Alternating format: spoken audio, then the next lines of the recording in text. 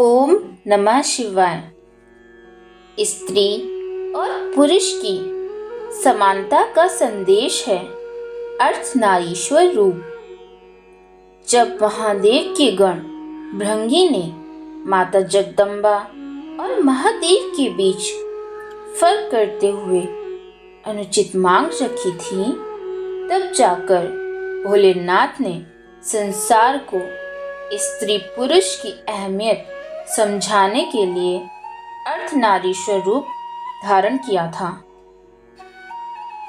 महादेव के अर्धनारीश्वर रूप के बारे में सभी जानते हैं, लेकिन क्या आपको ये पता है कि महादेव और माँ भगवती को ये रूप भृंगी की एक अनुचित जिद की वजह से धारण करना पड़ा था, ताकि संसार को ये संदेश दिया जा सके कि दुनिया में स्त्री और पुरुष दोनों का अपना स्थान है। ना कोई किसी से कम है और ना कोई किसी से ज्यादा। दोनों के साथ मिलने से ही सृष्टि चलती है।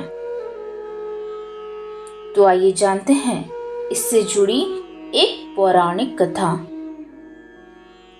भृंगी महादेव के बहुत बड़े भक्त थे, लेकिन वो माता भगवती को हमेशा उनसे अलग मानते थे और सिर्फ शिव जी की ही पूजा करते थे।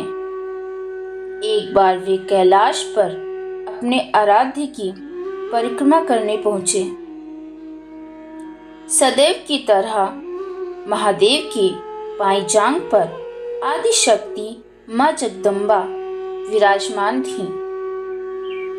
महादेव समाधि में थे और जगदम्बा चैतन्य थी। माँ जगदम्बा के नेत्र खुले थे।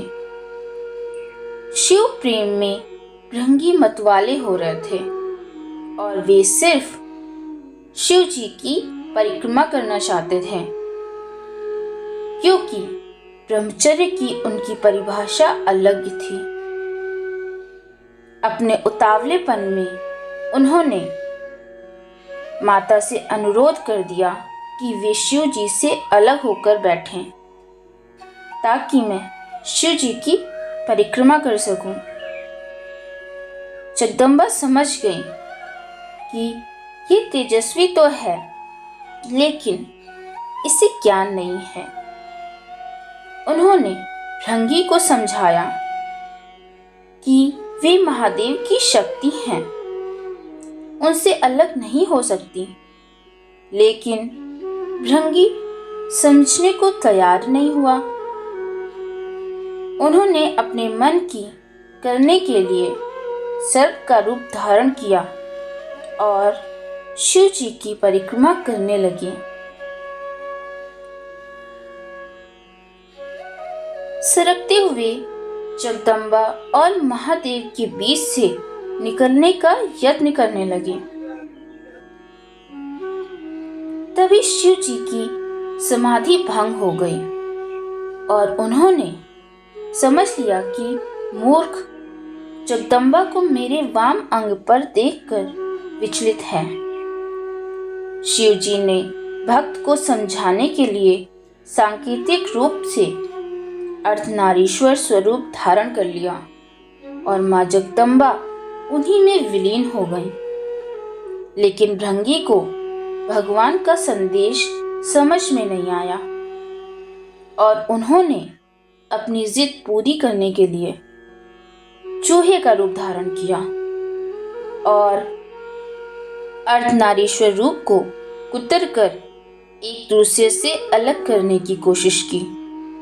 शिव भक्त भृंगी की दुष्टता को लगातार सहन करती आ रही माँ जगदम्बा का धैर्य आखिर टूट गया और उन्होंने भृंगी को श्राप दे दिया। हे भृंगी, तू सृष्टि के आदि नियमों का उल्लंघन कर रहा है। यदि तू मातृशक्ति का सम्मान करने में अपनी हेठी समझता है, तो अभी इसी समय तेरे शरीर से तेरी माता का अंश अलग हो जाएगा। यह श्राप सुनकर स्वयं महादेव भी व्याकुल हो उठे, क्योंकि शरीर विज्ञान की तंत्रोयुक्त व्याख्या के मुताबिक इंसान के शरीर में हड्डियां और मांसपेशियां पिता से मिलती हैं, जबकि रक्त और मांस माता के अंश से प्राप्त होता है। इस श्राप के बाद भृंगी की तो दुर्गति हो गई और उनके शरीर से तत्काल रक्त और मांस अलग हो गया।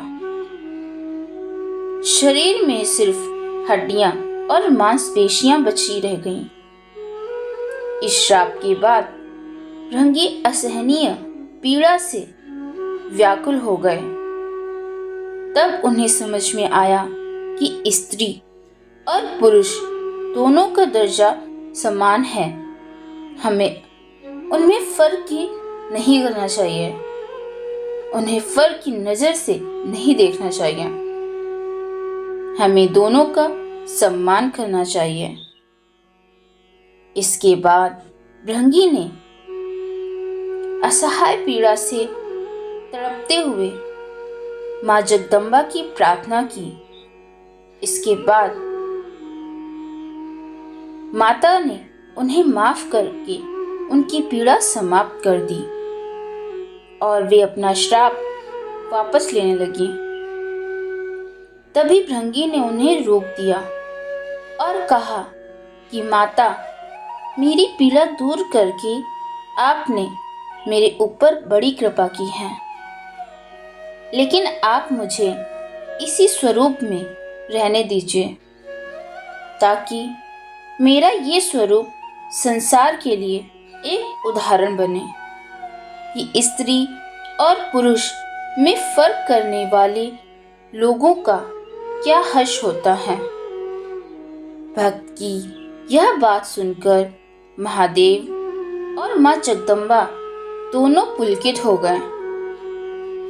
अर्धनारीश्वर स्वरूप धारण किए हुए मां जगदम्बा और पिता महादेव ने तुरंत भृंगी को अपने गणों में प्रमुख स्थान दे दिया। तब महादेव ने कहा कि अब इस रूप में तुम्हारी उपस्थिति इस जगत के लिए संदेश होगी कि नारी और पुरुष में भेद करने वाले की गति तुम्हारे जैसी हो जाती है। पुरुष और स्त्री से मिलकर ये संसार आगे बढ़ता है। दोनों का अपना स्थान और अपना अस्तित्व है। दोनों का सम्मान जरूरी है। धन्यवाद। ओम नमः शिवाय। जय मां जगदम्बा।